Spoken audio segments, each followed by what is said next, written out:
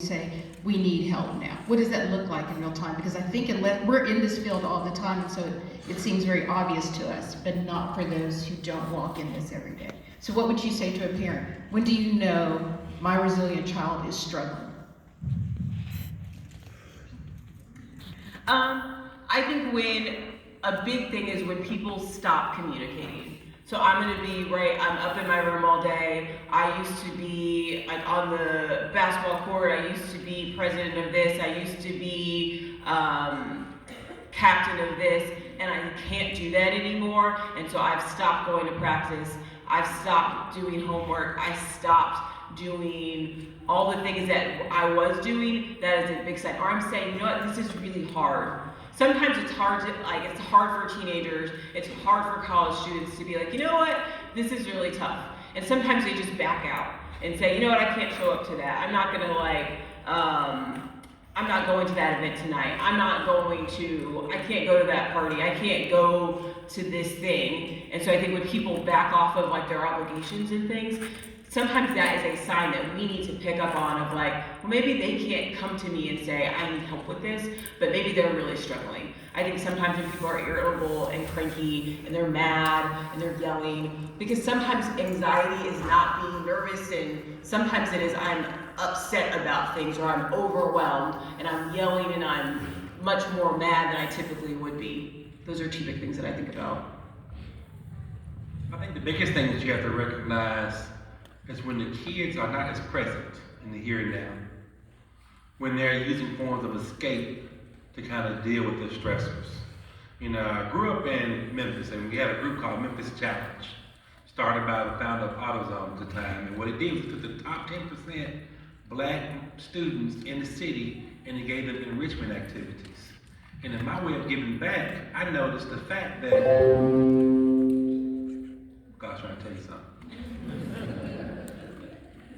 I noticed that the kids were struggling.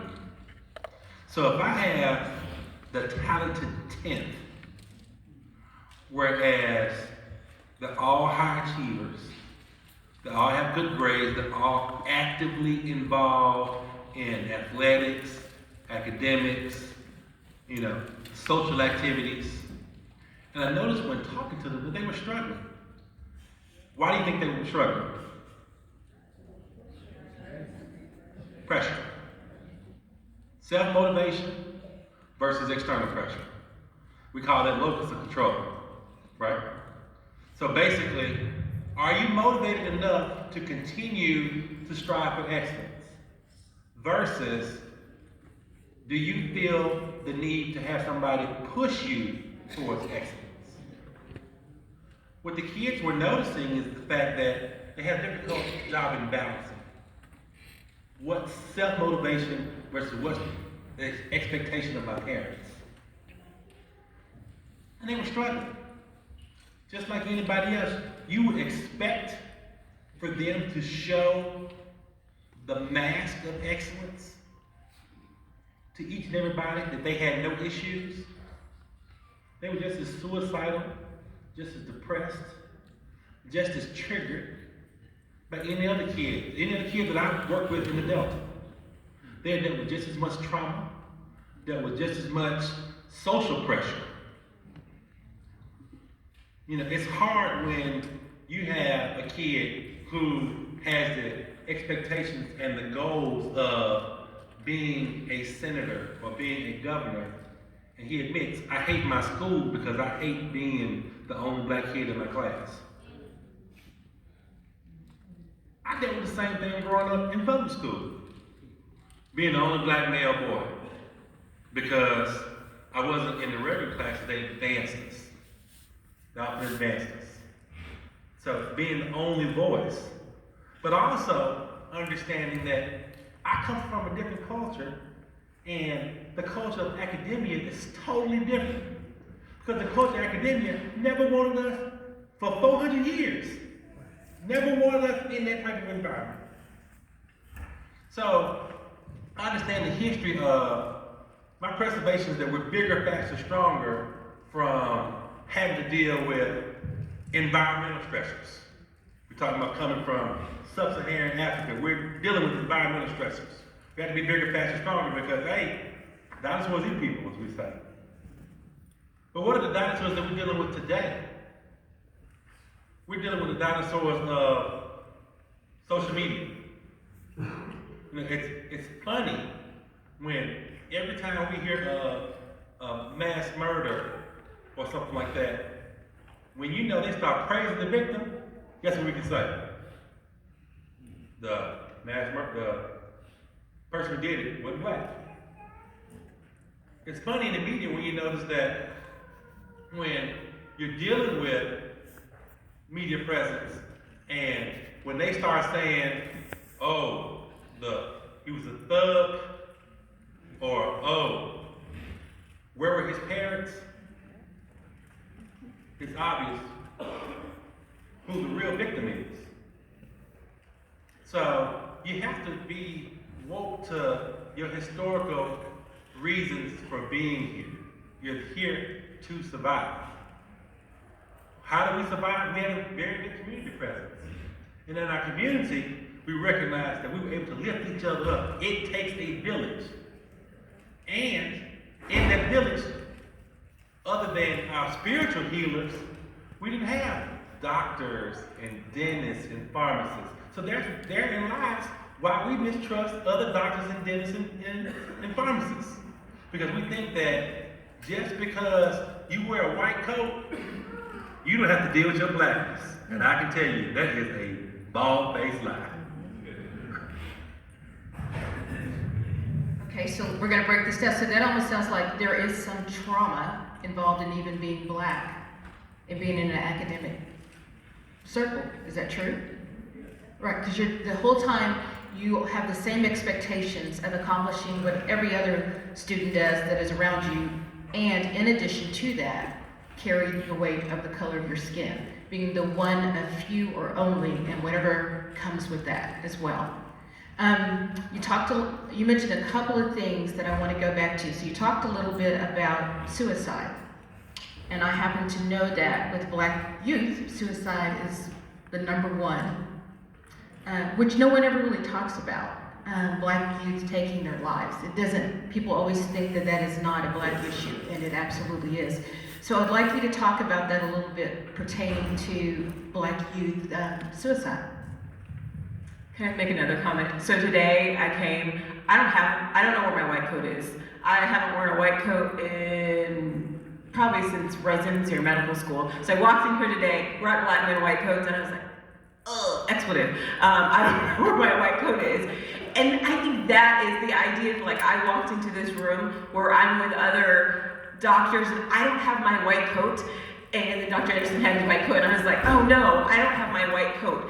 That's the feeling sometimes of walking into medical school. It's like, I'm unprepared. I don't belong here. Where's my white coat? I don't know, like, am I supposed to do this? Am I good enough this? Am I qualified to be here?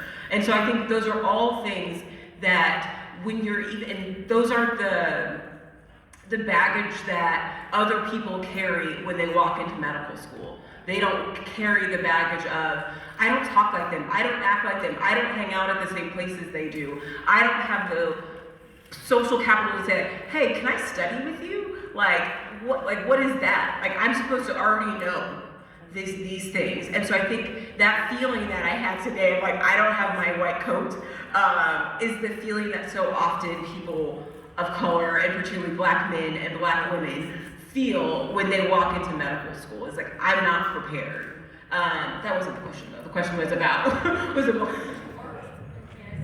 So we're going to go back to the suicide, but what's great about that, and I think this is where the family system comes into place, and this is why your role as educators and family is so important, because what I hear you saying is you are more than qualified. You've done everything that you needed to do in order to become a doctor, and still, in order to affirm that or to make that known to those around you, you need a white coat, because the white coat then will validate what is already true about you.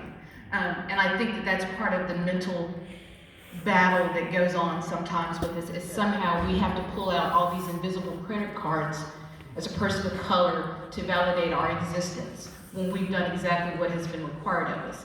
And that continues to happen with your children as you put them in the supposedly right spaces and places, around the supposed right people, and even in the midst of that, there is still this insatiable quest to prove and validate that I am worthy of where I am. That's a psychological ramification to that. Okay.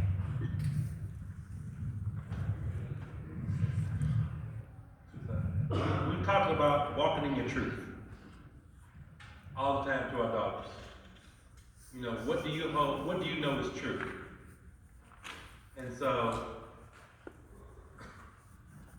I see my daughter raise her hand. I know what's true.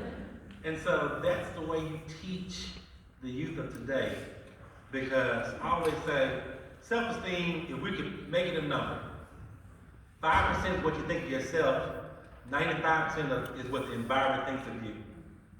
It's one of the few times where the 5% should be greater than 95% at all times.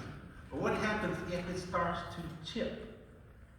And you start to think less of yourself, and you get to 1%, or you get to 0%.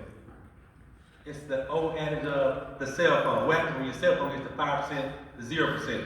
Everybody's anxious about it. Or they want to think about what they can't do instead of what they still can do. What you can control. What's the biggest thing you control when your phone's at 5%? You plug it in. So I tell my kids, plug into your environment. Plug into those that are still feeding you. And stop letting the apps in the background drain you. So what are your apps that you're dealing with? You're dealing with the apps of allowing people to define you. I dealt with that in medical school. Got there my second year. We was doing physiology, and I loved physiology, primary physiology. And at the time, the way they did the rosters of your grades was they had your name and they had your grade posted publicly back there where the kids were in school. Your whole name, not a student number, whole name. Whole name. And so when they figured out that in that particularly difficult, module of physiology that I had 100%, 97%, 98% on my quizzes, and the quizzes were given at the last 5 minutes of class, I just figured I'd just come the last 5 minutes of class and take my quiz.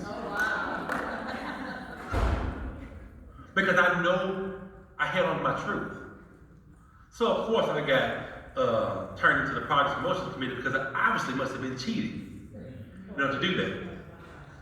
So I go to Progress Promotions and I say, who made the allegation? Of course, the people who made the allegation showed up. This husband and wife team, very, very esteemed. Both parents were doctors. Both parents were doctors. They were like, how did he do this? I said, well, actually, I spent the last 5 years of my life in the summers in the Department of Physiology, and I actually helped write this module. And the person who was over that module came to my defense. Yeah, actually, if you notice that the second name on the research is his. So that was my truth. But because of my blackness, I had to show my truth. And you shouldn't have to do that. And so when you're dealing with kids who are stressing with suicide, they have to show their truth unnecessarily each and every day in order to give self-validation. And you get tired. And I would say you get to points where you're broken and you're bent, but you're allowing that to shape you into a better self. You are still evolving each and every day. Yes, you're going to get cuts, you're going to get nicks, but as long as it's shaping you into a better person, it's okay. Allow it to. But don't ever get to the 0% without plugging in.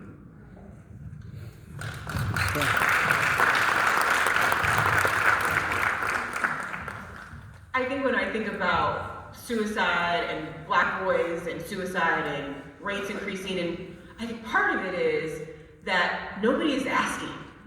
Nobody is recognizing that the kid that's sitting in the back of the classroom and is struggling and is trying to figure out, like, do I belong here? Are they gonna call on me? Will I know the answer? Do I have the social capital to be present here, nobody's asking. Nobody's saying like, dude, are you okay? Like, what? Like, we're teachers and parents, and we have to ask. I have to ask. I think when I think about the kids that are struggling the most are the kids that often present as, yeah, I got it together. It's cool. Hey, miss, I'm the person. They're the people that are gonna run up and hug you and say, yeah, I'm good, I'm good, I'm good. But maybe they're not actually really good. They're the kids that are gonna be helping the other kids. And those are the kids that we aren't asking. We all hear that thing like, ask your strong friend. Ask your strong friend. Those are the people that are also struggling and thinking about suicide. We don't say that word enough. We say, yeah, I don't know what's going on with him, like things are kind of bad, I don't know. We don't say the word suicide because it's hard for us to think about like ending our lives or killing ourselves, but it happens and we have to ask and we have to feel like it's okay to ask. It's okay to say, not just like, oh man, are you okay? I have a friend, about 2 years ago who is super smart black guy, is really successful and posted on social media like things aren't going well. Tonight might be the last night. Everybody was like, that's weird. What's up with this guy? Nobody says anything. 2 days later, something else vague. Everybody comes to me and it's like, what should we do? What should we do? And nobody wants to ask. And I'm like, we have to ask him. Like, we have to say, and so, right, we think this guy who is resilient and strong, doesn't have this, like, has it all together. We have to ask, and we have to say, like, are you okay? And not are you okay in, like, a vague way. Do you want to hurt yourself? Do you want to kill yourself? Because he did. And then we can ask, and then we get help. We have to ask.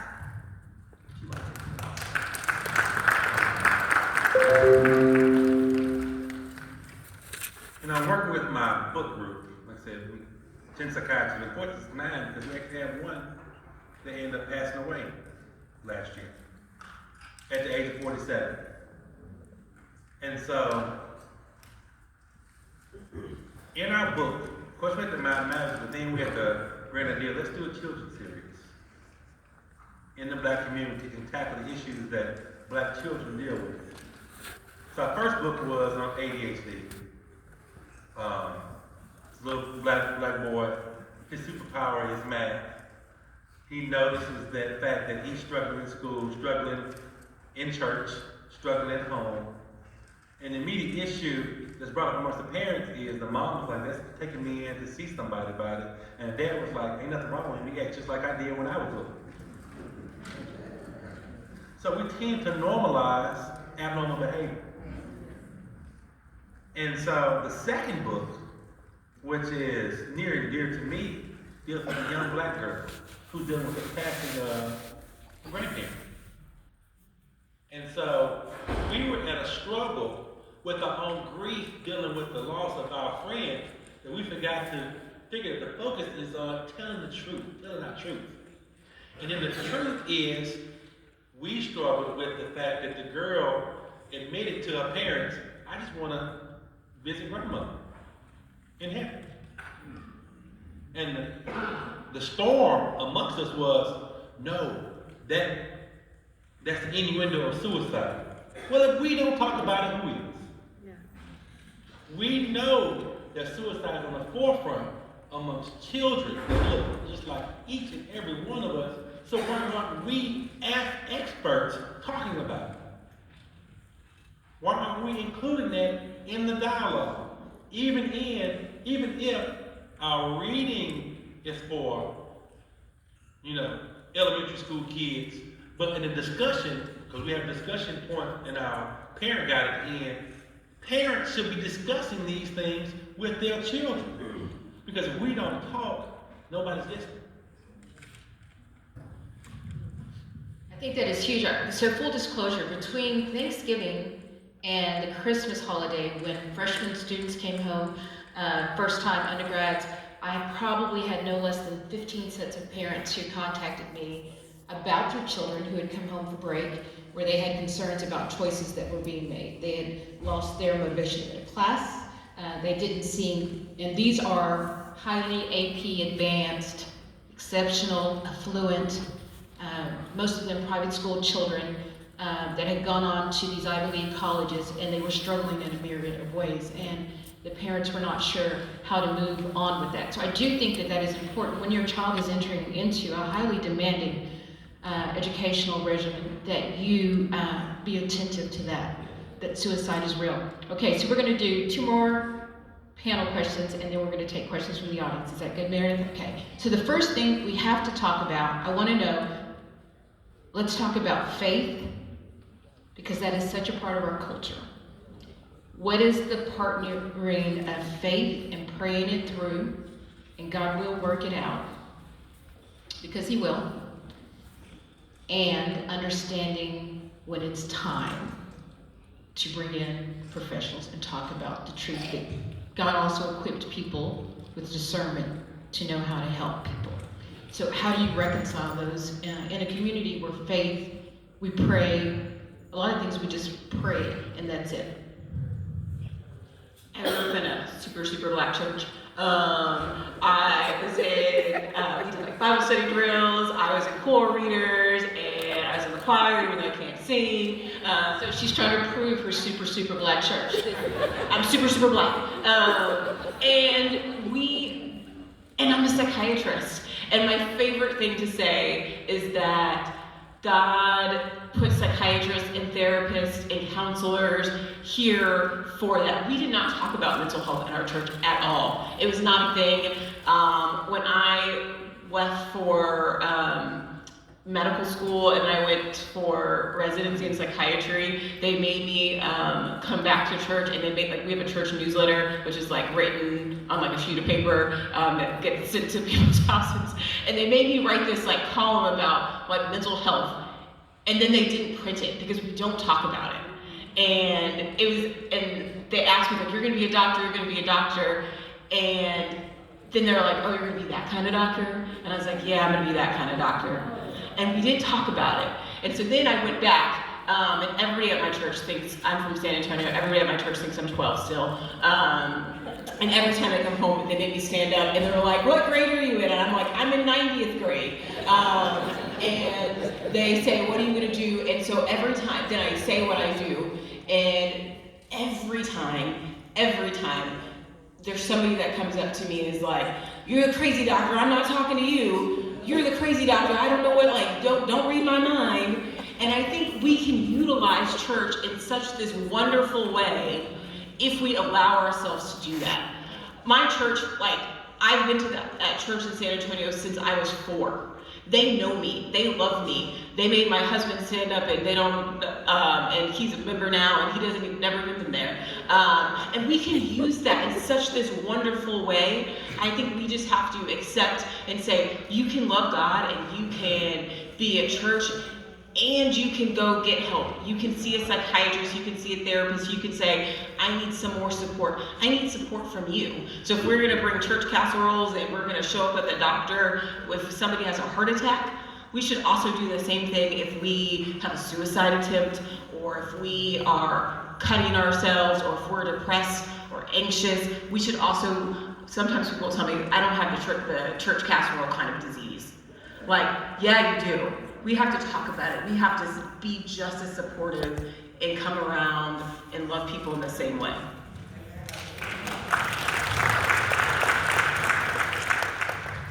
I think we teach mental illness, mental health in the wrong way because we focus on the illness far too much and recognize it's a spectrum.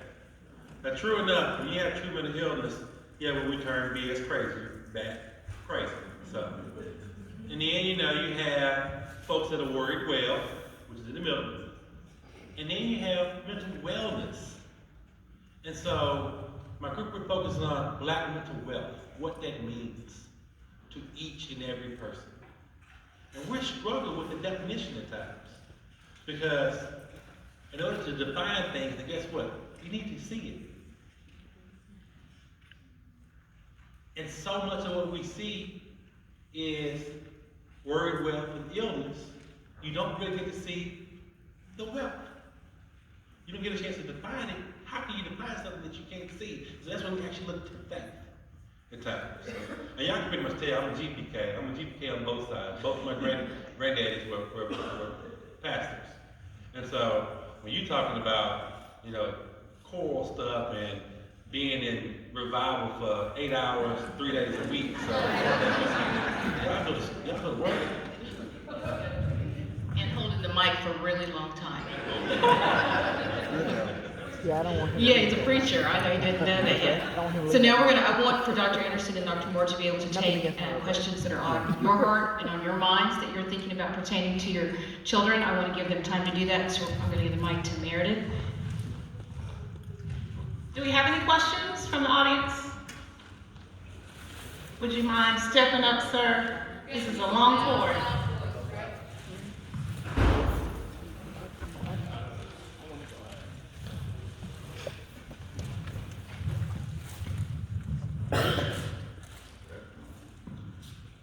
What is your recommendation for teaching your kids grit? You know, grit.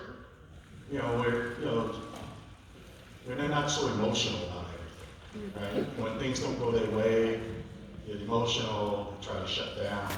How do you know, what can you do as a parent, like tools to really help them, you know, manage their emotions, but also understand that everything is not easy? I think first of all, you show them the range of your own emotions. You don't hide how you feel. As a child psychiatrist, it's my job to teach kids how to effectively communicate how you feel. If your kids haven't seen you cry, how are they going to be an adult? If your kids haven't seen you grieve, how are they going to learn how to grieve? If your kids don't see love, how are they going to learn how to love? So you have to be able to, in grit, you teach them, you educate them on what resilience is. And in my perspective, I see resilience as the exact opposite of fear. Just like we face fear each day, we need to face resilience as well. Show them what it means to be resilient, but also give them a space where they're allowed to show emotion as well. So not only is it you seeing the child act out in a way, but you also understanding that they're asking you for something as well. They just don't know how. Thank you. Another question? Yeah, my name is Mark Fleming, and I'm an associate professor and department chair at UNT, Health Science Center College of Pharmacy. Our students started a Black Pharmacy Student Organization, which I thought was, at the time, honestly, a little bit strange. I'm 48, and so I was wondering what the need was for that, but during the course of that time, I recognized this need still exists for these students to feel like they belong. But I was wondering, what are your thoughts on teaching, or how do we teach this idea of embracing being the only? Like, I'm the only Black department chair. I've learned to embrace when I walk into the room that I'm the only Black male in some of these positions. Is that something that we can teach our children? I don't know. I have a hard time thinking about the idea of embracing something that shouldn't be. Because you shouldn't have to be the only person. You shouldn't have to be the only Black pharmacist, the only Black person in the medical school, the only Black psychiatrist. And so I think you can, I don't even know what the right word is, that you can say, like, that is okay for this moment, but that won't stand. That we need Black pharmacists of America, we need Black psychiatrists of America, because this does not stand. Like, how things are now, it has to be different. I am young in my career, and how it is now cannot stand. Like, we can't be, that's why we're here today, because this can't stand. It can't be that we're the only person.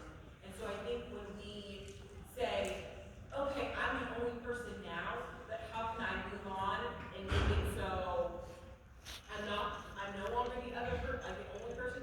I think the other part of that is that it's not our job as Black medical students, as Black college students, to be the responsible person. Our institutions, our people around us who have more capital also need to do the work. Did you have any thoughts on that?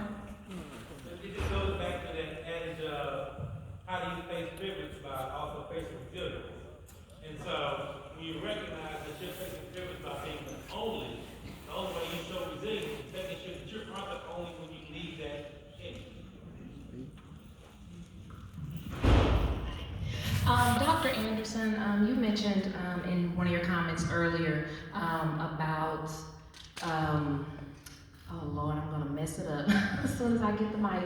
I think 95% of, I guess, is what other people think about you, and then the 5% is what you think of yourself, or something like that. And you made a comment in regards to a child feeling that external pressure as opposed to self-motivation. The locus of control. And, I'm sorry? The locus of control he was talking about. The locus of control he was talking about. Locus of control. I didn't hear that part, but thank you.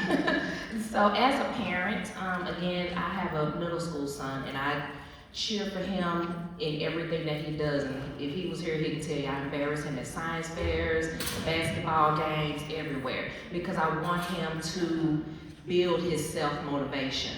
And so how, at some point he does have to be self-motivated. It can't always be just me pushing him.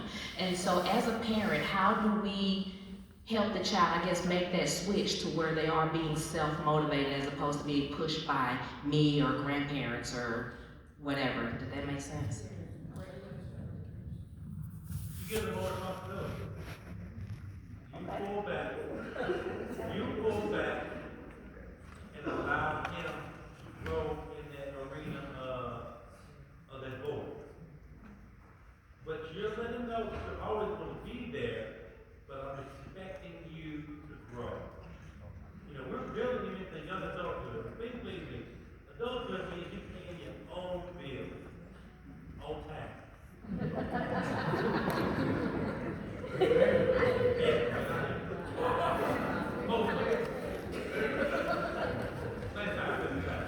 And so, you know, when you're dealing with children, you're moving them from childhood where the needs of the child are met by the parents to actually asking them, what do you need from me? But also giving them, this is what I need from you. And I tell my children, you know what I need from you? I need for you to do what we tell you to do. Stop listening to other influences. If you do that, that's all we need. So I think you continue to do for him and be his rah-rah mom, but also allow him to do what he can do for himself. Because when you continue to do something for someone that they are capable of doing for themselves, you render them incompetent. So then they become less brave and less capable. So that's a hard thing for us to do as parents. So you just need to go pray, or bite on a stick or something, and let him fail and have logical consequences that are not going to